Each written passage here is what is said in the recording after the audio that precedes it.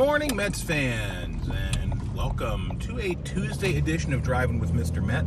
Today is Tuesday, November the 26th. It is almost Thanksgiving, and I am Mr. Met, talking today about the Mets coaching staff. Yes, that's the topic du jour, and it's going to be a short one because we're not finding out a whole lot about the Mets coaching staff, and it's actually going to lead me to the second thing I want to talk about on today's show, and that is the lack of news bites surrounding the Mets.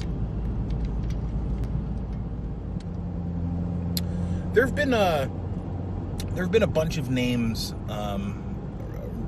bounced around by reporters and folks on Twitter as potential candidates for the available Mets coaching gigs. Chili Davis's name has surfaced as someone who's going to return. Gary DiSarcina also likely to return. The names for other vacancies include Jeremy Hefner as a pitching coach potential. There's another pitching. Steve Carsey's name came out recently. Hensley Muellen's name has come out recently. And depending on which reporter you are listening to or following, you'll hear different degrees of certainty when it comes to who the next pitching coach or bench coach or etc. Are going to be or is going to be on this Mets team. And that's sort of the point to what I'm going to talk about today. The point here is the Mets beat really doesn't have any clue what's going on.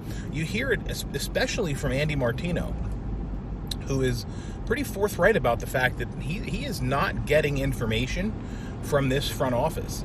And I think to me, and I've mentioned this in the past, but I think that's the bigger story here than anything else. More so than who the third base coach is going to be, more so than who the pitching coach is going to be or the hitting coach is going to be.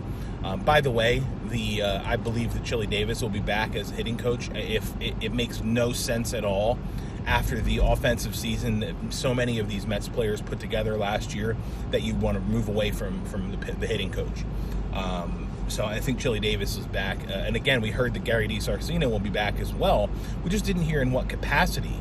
And that's the point. Like we're hearing so few legitimate news bites where it's a confirmed, yes, this is going to happen. It's more that we're hearing, I'm hearing that. The talks are, the Mets have engaged in discussions with. It's not the Mets have signed, or the Mets have appointed, or the Mets have named. None of that is really coming out. It's not even that the Mets are leaning strongly toward, because again, depending on who you follow, you might think that Hensley Mullins has already been named the bench coach. That is not confirmed yet. Now, there was a story that came out yesterday, I believe, sort of saying that Hensley Mullins would be the bench coach, but that really hasn't been, like I said, it hasn't been confirmed. So the point to this for me is, this Mets front office for the better part of the last decade has been a complete leaking ship, such that no rumor, no internal discussion was safe. It seemed like leaks got out of that clubhouse and that front office with relative ease, and that has been Brody's number one accomplishment as far as I'm concerned. Finding guys who are not connected closely to reporters and who aren't willing to connect closely with reporters, who are all very much Bill Belichick, don't say a word. And again, I always go back to Moneyball. I mean, that's just like, it's one of my favorite movies ever. And it takes me back to a scene in Moneyball where the Brad Pitt's Billy Bean character is explaining to Jonah Hill's Peter Brand character that he doesn't need to explain anything to anybody, because he's like, well, these are hard moves to explain, and Billy's like, you don't get it, man. We don't need to explain ourselves to anybody. And that's, I think there's a message in that. And I'm not suggesting that, like, you be full on Belichick and tight-lipped and say nothing. Like, can you expand on whether or not this guy is injured? And Belichick's response is like, yeah, he's injured.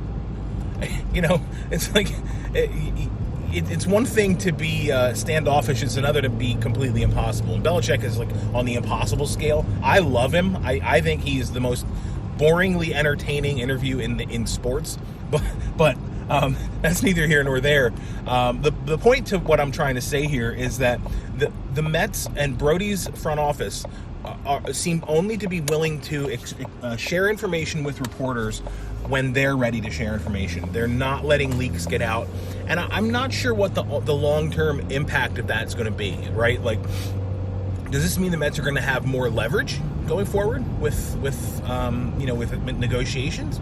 Does this mean that the Mets are going to be able to operate a little more incognito and do things under the radar? I don't know. I don't know what the end game is going to be on that.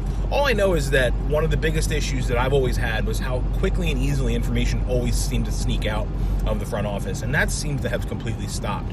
And it hasn't stopped the beat writers and the reporters from surmising or opining what they think is going to happen, but there aren't any facts, and I feel bad in a way for the beat, because for so long they've been sort of like spoon-fed every story, right? They haven't had to really dig for a whole lot. It's been like, here's what's happening, and an unnamed source in the Mets locker room or in the Mets front office has told us this, exclusive, whatever. And that's just been like the norm for the last decade.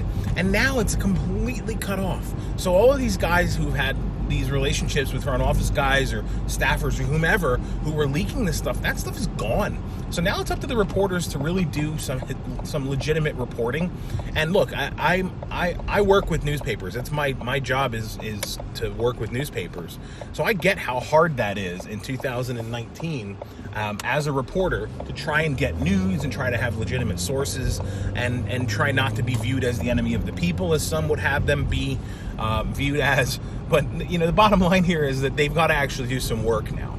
And they've got to actually collect data from multiple points, and they can't just rely on, a leak. And I'm not saying they're lazy or whatever. I'm just saying that they have to put in the time now. They have to put in the work. They have to almost work together to compare notes as to who got what from where. And the collection of, the most positive stories or the most positive confirmations are going to end up being what gets reported as fact. And the reality there is even that might not be true.